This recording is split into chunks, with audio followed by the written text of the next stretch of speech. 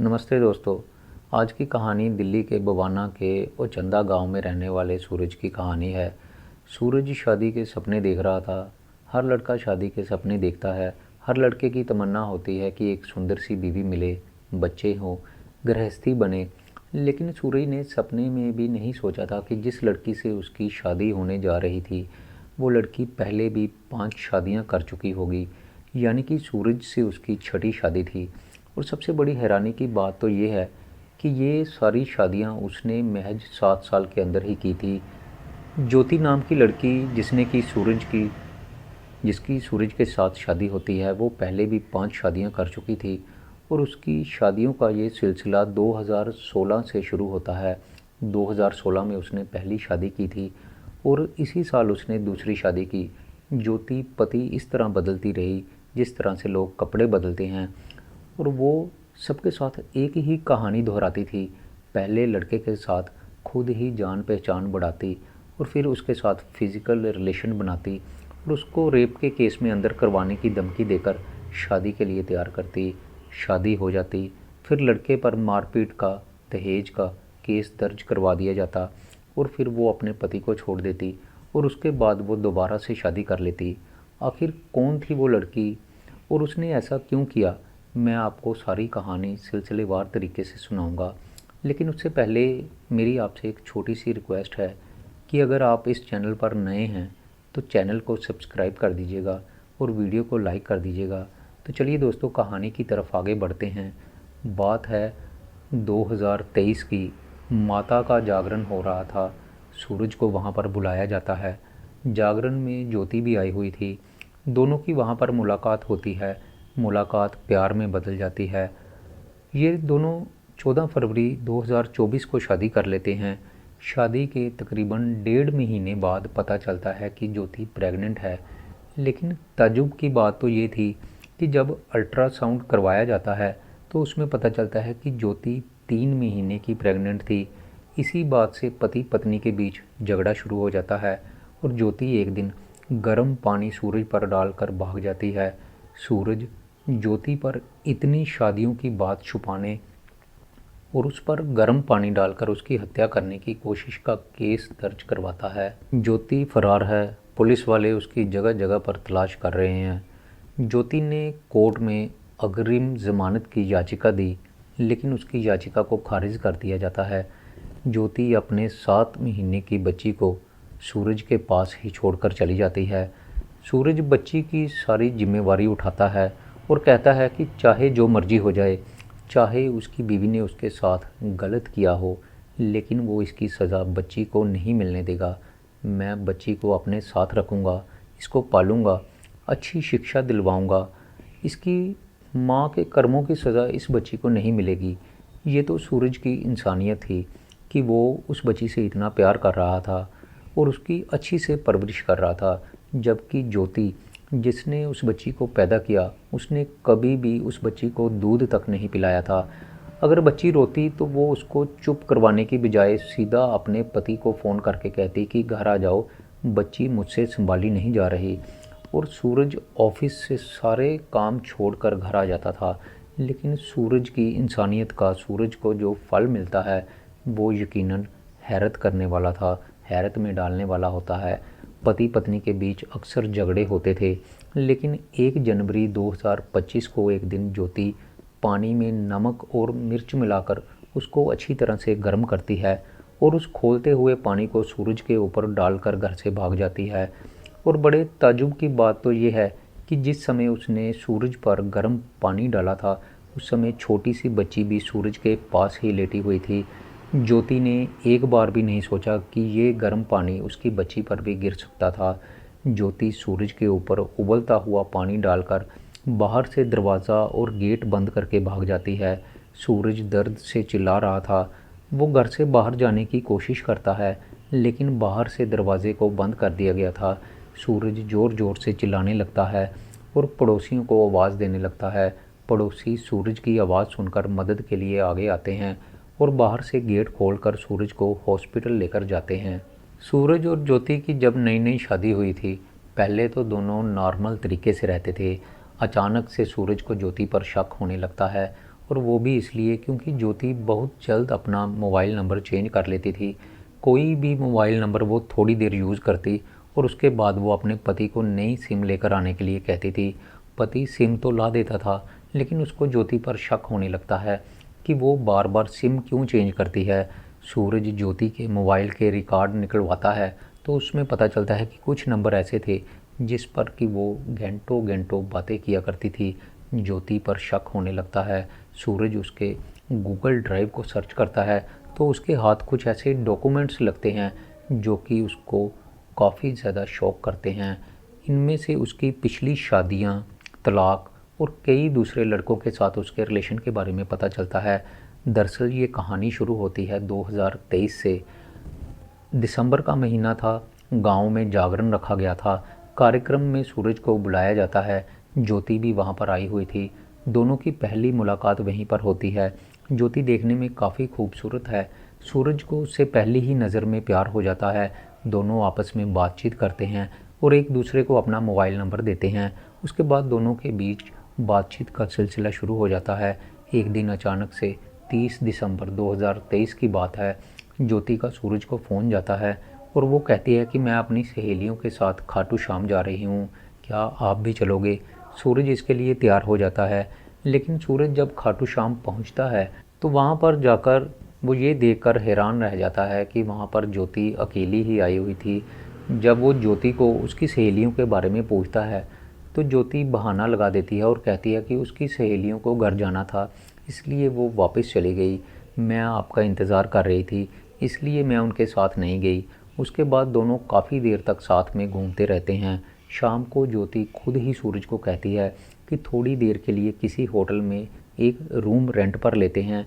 मैं काफ़ी थक चुकी हूँ, मुझे काफ़ी थकावट हो गई है, थोड़ी देर रेस्ट कर लेंगे। और इस तरह से दोनों एक होटल में रूम रेंट पर लेते हैं और वहाँ पर दोनों आपस में शारीरिक संबंध बनाते हैं। अगले दिन दोनों अपने अपने घरों में वापस चले जाते हैं। अगले महीने यानी कि जनवरी को ज्योति का सूरज को फ़ोन आता है। ज्योति सूरज को कहती है कि मैं प्रेग्नेंट हो गई हूँ, अब तुम्हें मुझसे शादी करनी पड़ेगी। ये बात सुनकर सूरज हैरान रह जाता है और वो कहता है कि मैं अभी शादी के लिए तैयार नहीं हूँ। सूरज ज्योति को डॉक्टर से मिलने के लिए कहता है और कहता है कि अभी हमें शादी करने के लिए थोड़ा वक्त चाहिए, इसलिए तुम डॉक्टर से मिलकर अबॉर्शन करवा लो।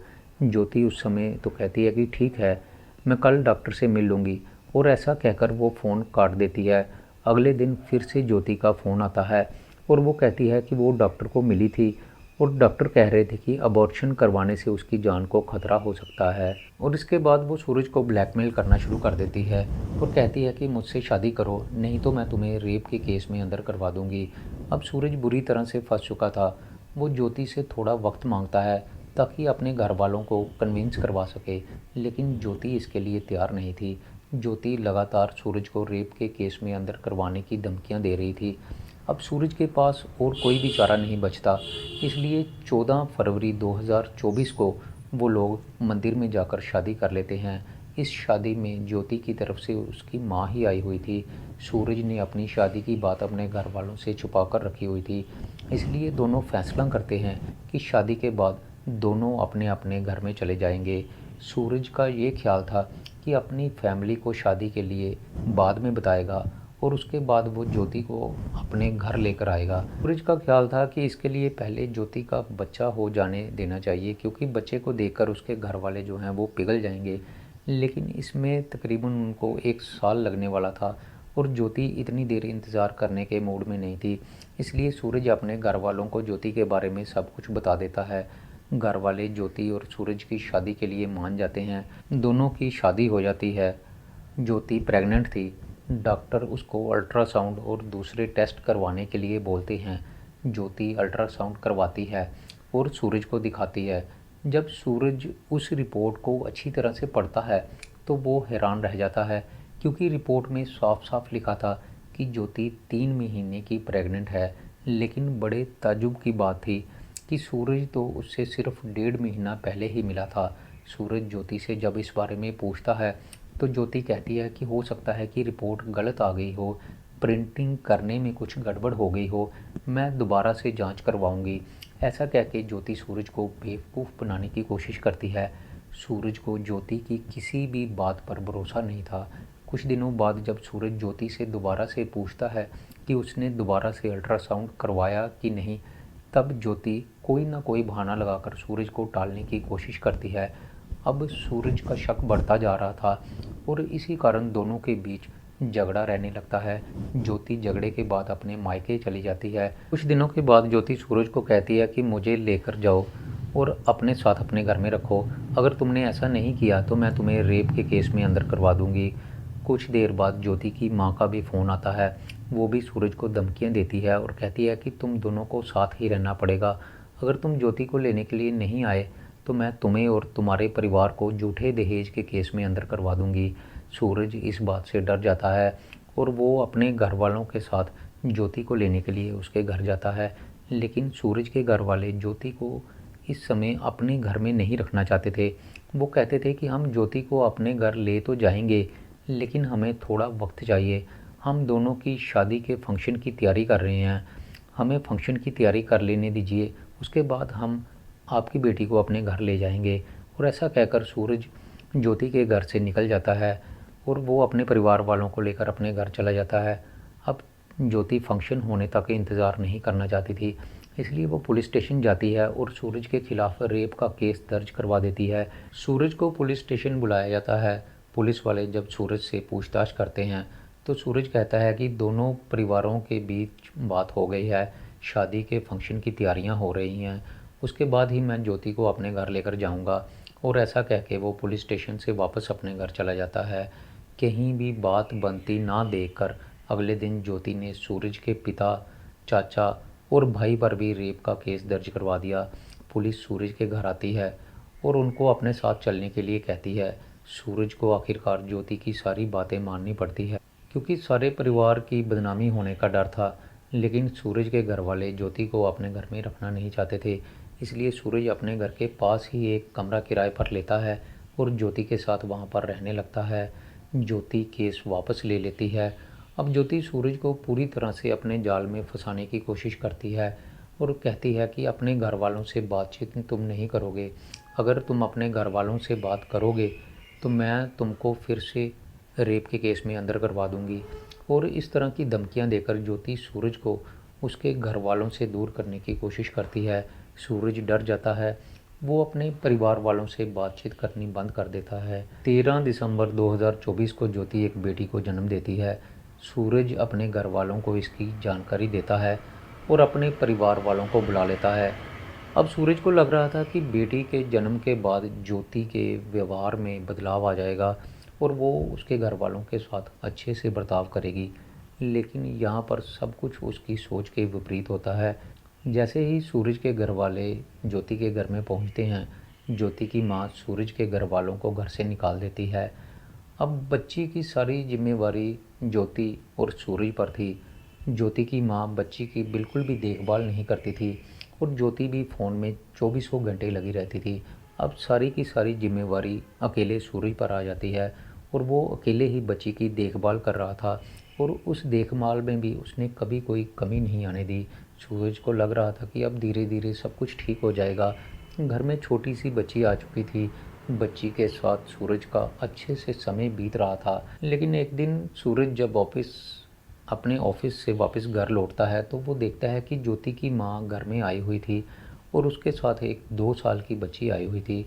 सूरज उस बच्ची के बारे में पूछता है तो ज्योति कहती है कि ये उसके पहले पति की बेटी है जो कि उससे पैदा हुई थी, अब ये हमारे साथ ही रहेगी। सूरज को लगता है कि ये कोई मजाक है। सूरज ने सोचा शायद उसकी पत्नी उसके साथ मजाक कर रही है, लेकिन ज्योति ने कहा कि ये मजाक नहीं है, ये सच है। अब सूरज की समझ में नहीं आ रहा था कि वो क्या करे क्या ना करे। अगर वो किसी को बताए तो ज्योति उसको रेप के केस में और दहेज के केस में अंदर करवाने की धमकियां देती थी। अगर ना बताए तो वो इस बात को डाइजेस्ट नहीं कर सकता था। अब उसकी समझ में कुछ नहीं आ रहा था, इसलिए वो घर में बिना बताए वृंदावन चला जाता है। और कुछ दिनों बाद ज्योति सूरज को फ़ोन करती है और कहती है कि अगर वो घर वापस नहीं लौटा तो वो उसके परिवार को रेप के केस में अंदर करवा देगी। सूरज कहता है कि मैं कुछ दिनों बाद खुद ही वापस घर आ जाऊंगा और ऐसा कह के वो फ़ोन काट देता है।